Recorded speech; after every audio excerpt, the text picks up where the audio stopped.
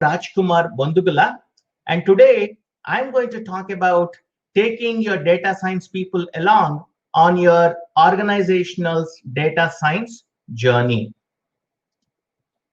So first, I will establish that data science is a different kind of KDD practice that needs to be practiced in a different environment, that requires different development practices, and it also requires different skills. And I will finally conclude my talk. Most of organizations' informational value is stored in the data owned by the organization. So the practice of extracting knowledge from the data is called KDD, or knowledge discovery from data. So the input is the data and the output is high quality, actionable insights. So the practice of KDD is not new. It's been around for a while. In the past, people used to call this decision support system. That is in 70s. In 80s, people used to call this executive support system, and OLAP, and business intelligence, and recently analytics. And the current generation of KDD practice is interchangeably called data science and big data, depending on the size of the data that you use and the size of the organization that you practice and where you're coming from.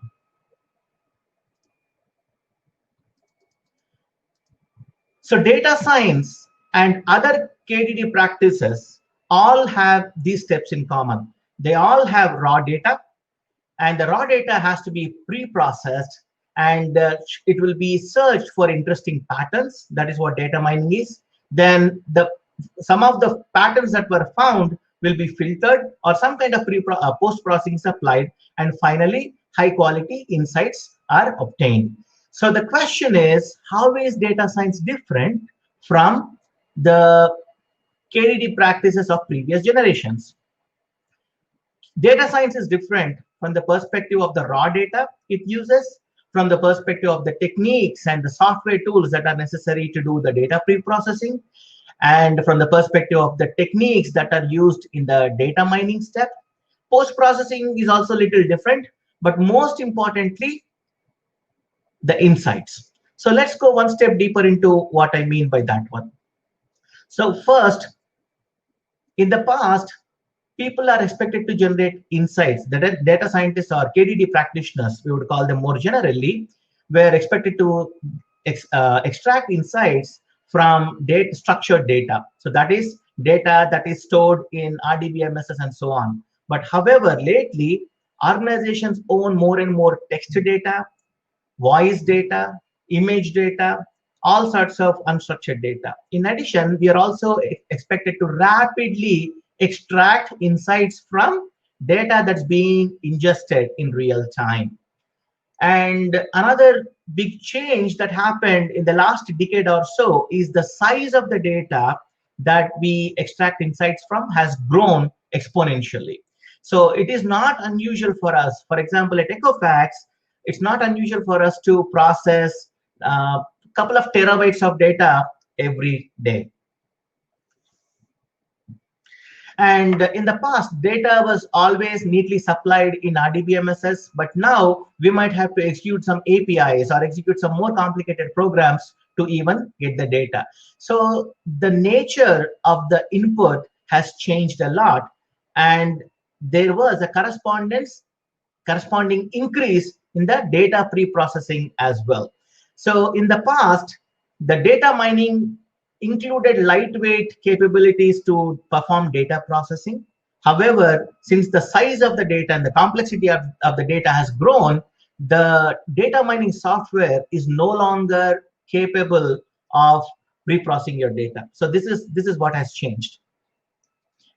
And another thing that happened in the past, another thing that is different from the past is people used to rely on techniques extracted from techniques from statistics predominantly.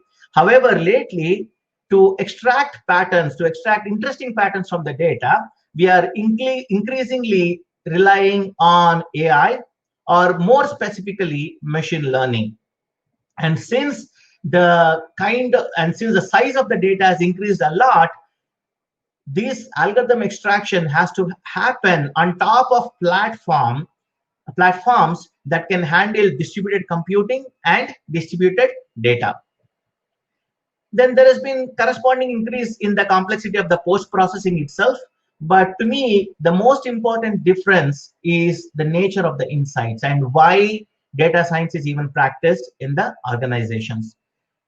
Data science is a practice that is involved with extracting generalizable insights from data.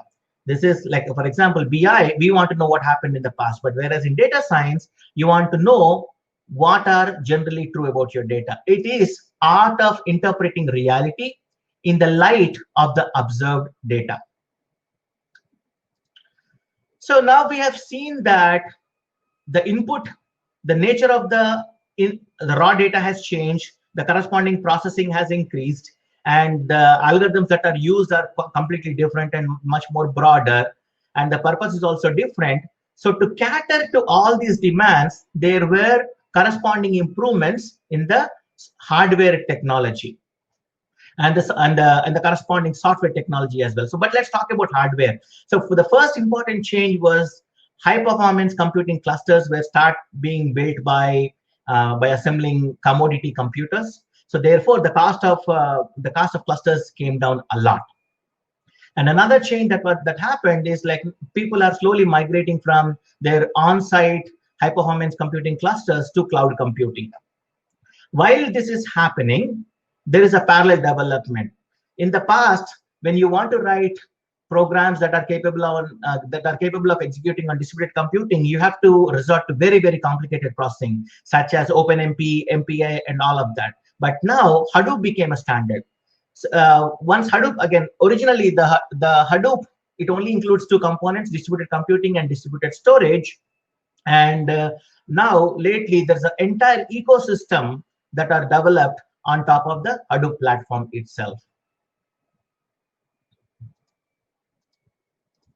So we have established that data science is a different kind of KDD. So now let's look on to find out why data science environment is also different. So like I said, while there is a increasing there is a corresponding change and evolution in the hardware, there's also a corresponding evolution in the software as well.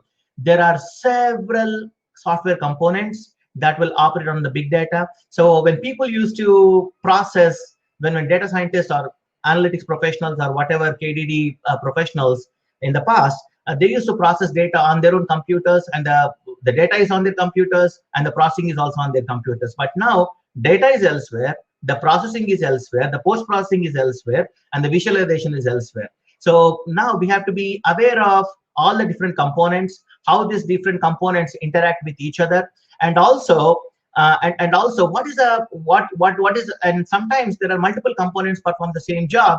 What component is preferable? So this becomes a responsibility of the host organizations, the IT organizations, to make it clear through this barrage of options and make it easy for data scientists to pick and choose correct software tools for their particular job. Now, in the past, like I said, all the analysis was performed on your own computer. So it doesn't really matter how you maintain your computer. So this is similar to if you live by yourself and let's say you live in an independent home, it doesn't really matter when do you want to host your party. You could throw a party in the middle of the day and wouldn't bother anybody. And similarly, if you live by yourself, you could leave your dirty laundry on the kitchen counter and it wouldn't bother anybody. But now imagine living like that and moving to a dorm, shared place like dorm. So shared HPCE shared environment is exactly like that. So now you have to behave in how do you want to use temporary space, on basically when do you want to execute your long running jobs, or whether you want to run in the nights or when you have to run in the weekends, and now you suddenly have to follow job protocols like the job queuing protocols. But you have to make sure that your job is being submitted to a queue that is appropriate for the importance of your job. Now, we don't want an unimportant job to consume all the resources of all the resources of a more important job. So this is one aspect. The second aspect is that in the past, people are used to developing algorithms for data that just fits on their computer. Now we are talking about much bigger scale data. So the development process also changes. So the most appropriate way to do this would be, when you develop an algorithm for the first time, run it on a small data and make sure and run on small data on a single core on a single node. So that way, make sure your algorithm logic is correct. Once your program is correct, then you can add little bit more data and test it on multiple cores on the same node. So that way, your scaling is correct, your computational scaling is correct. So once that is perfect, only then you submit your entire data onto the cluster so that it can be distributed, the data can be distributed across the cluster, and the computing can be distributed across multiple cores on multiple nodes.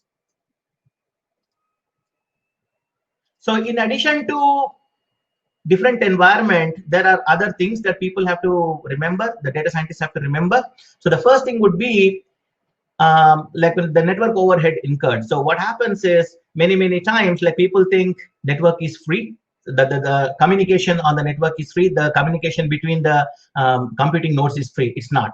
It will incur lot of time. So people have to remember when you're submitting jobs like that. So again, IT organizations have to train people on all of this. And another important aspect that people have to remember is to use right algorithms. Now, why is this important? So let me explain this using a simple example. When you're running your analysis on small data, whether you use right algorithm or an inefficient algorithm doesn't really matter that much. So let's say if you're sorting 1,000 numbers, and if you use an algorithm like bubble sort, it's okay, because it will take only about 10 seconds compared to a more efficient algorithm merge sort. It takes about 0.1 seconds. So the difference is a couple of seconds, so you're okay. But however, when you scale the same algorithm onto a much higher data, like much larger data, for example, it's 1 million data points now, an inefficient algorithm, bubble sort, takes about 1 trillion computations and more than 100 CPU days. Whereas for the same job, merge sort takes only about 20 million computations, and it will barely take over 3 minutes. So it's very, very important, especially when we are analyzing large data sets. In Equifax, we routinely analyze the entire US population. So we are talking about 350 million data points. So making sure we use the right algorithm is very important. Sometimes, even when you use the right algorithm, that's still not sufficient. So let me give you an example. This is from my Home Depot days. My team was generating patterns for recommendations. So that is, when people look at a product, we would say, oh, people who looked at this product also looked at this product, right? So the market basket analysis are associative mining algorithms. The computational cost is proportional to T times P, T and P. So T is the number of transactions, P is number of products. Back then, when I was in Home Depot, we were looking at the transactions in the last 1 year. It was about 5 billion, and the number of products was about 1 million. So no matter how big and fancy your cluster is, 1 billion, 5 billion times 1 million is a big number. So extracting patterns from that big of a data set and that many computations it still takes a lot of time, even on a big, large cluster. So hence, we have to use other ways of partitioning our data so that the computations can be done efficiently, and wasteful computation can be avoided. So how do you partition your data? So there are a couple of ways you could do that. One is to use one is you could use temporal partitioning. That is, instead of analyzing data for the entire 1 year, maybe analyze data for a month or maybe for a week.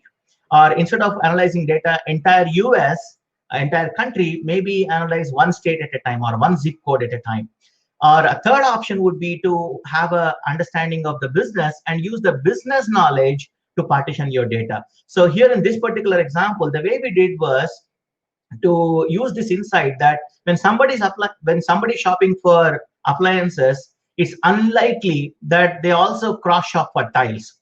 So when we are extracting patterns for appliances, it doesn't make sense to include the transactions that involve tile purchases. So similarly, when somebody is doing decor, it's unlikely that they will be cross shopping with bath products. So therefore, the transactions only for the decor are included. Decor or related departments are included when we are extracting these patterns, and not necessarily other departments where it's unlikely to do that. So we have to use tricks like this to make these computations feasible. So now we just established that our input data is very, very complex. Our environment is complex. Now we have to follow a lot more rules as to the queues and cleanup of our temporary directories, not abuse login nodes, not abuse the cluster, and also be aware of algorithms. I mean, it's a very, very tall order. So how do you accomplish this? So IT organizations have to step up and offer initial training. When the organization is moving to the HPC for the first time, they have to step up and offer very, very detailed training about the environment, about the usage guidelines, and so on. And also, they have to periodically offer this training again. After a while, people will resort to their bad habits. So therefore, they have to be reminded periodically. So that's there. And also, when the new technology is acquired, all the analysts have to be trained on that one. And finally, organizational best practices have to be developed and clearly communicated to everybody, and they have to be enforced. So this is typically what needs to be done. Otherwise, the cluster will be abused, misused, or underutilized. So the question is, okay, now when we are developing a very tailored training plan, one of the things that you have to figure out is where people currently are. So I came up with this scale called Individual Analytical Maturity Progression Scale that will help you figure out where people are today and what kind of training they might need. So typically, when companies hire people, they hire people from the graduate programs that are relevant to that company. So I would call them at stage 1. And many, many times, in addition to the academic degree, they also learn a software that is very relevant to their industry. So I would call these people at stage 2. For example, engineering graduates, more often than not, they use MATLAB and Simulink in their school.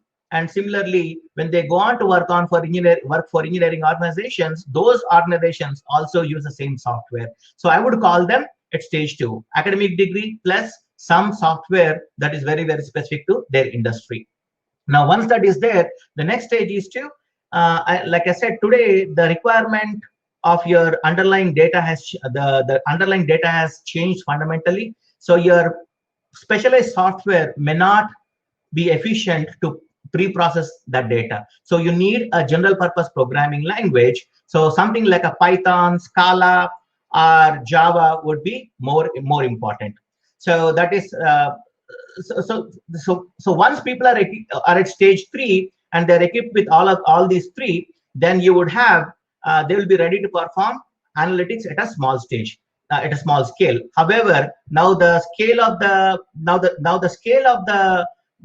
data has increased, so you should be able to perform large scale analytics. And the way to accomplish that would be to, first of all, gain the algorithmic knowledge, follow the rules, and be aware of the environment, or like all the components and interactions and things like that. In addition, we expect the analyst to learn software like Spark or SAS Via, where you'll be able to perform analytics at a large scale. And finally, as companies are moving towards cloud, they're making their cloud transition, we need to understand what are cloud native tools and how, like, for example, what used to be a Hive, now on GCP, it would be Bigtable, and so on, so that they will be very productive in their analytics. So in the interest of time, I'm going to skip the next slide, and let me quickly go to the conclusion. So data science is our generation's high performance, is our generation's KDD, and it requires high performance computing environment. However, high performance computing environment is very complex, and transition to HPCE is not trivial at all. So the change has to be carefully managed via ongoing training and organizational support. Thank you very much. I'm going to hang in there in the breakout room for a couple of minutes so that I can take some of your questions. Thank you very much and enjoy the rest of your conference.